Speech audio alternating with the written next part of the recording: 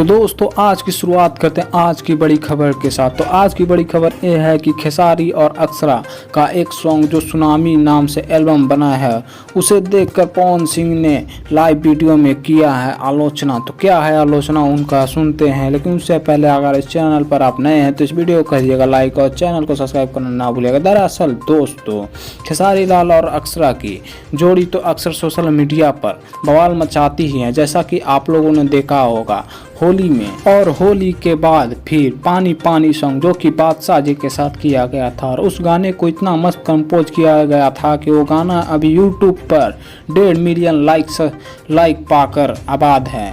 तो वहीं पर सलीम मर्चेंट ने इस जोड़ी को देखकर खतरनाक साबित करने के लिए एक बार फिर से ग्लोबल म्यूजिक जंक्शन से एक ऐसा सॉन्ग का शूटिंग करवा दिए हैं जिस एल्बम का नाम है सुनामी। और इस एल्बम का नाम सुनते ही पवन सिंह को हो रही है जलन, और इस न्यूज़ को सुनकर हो गए पगला गए हैं। और वो लाइव में आकर इस गाने के बारे में इतनी भद्दी बातें बोले हैं जो आप सुनकर हो जाइएगा। तो उनका लाइव देखने के लिए तुरंत अभी उनके लाइव पेज पर जाएं, और जाते जाते इस जोड़ी के बारे में जरूर बोलिएगा कि आप देखने के लिए कितना बेकरार हैं।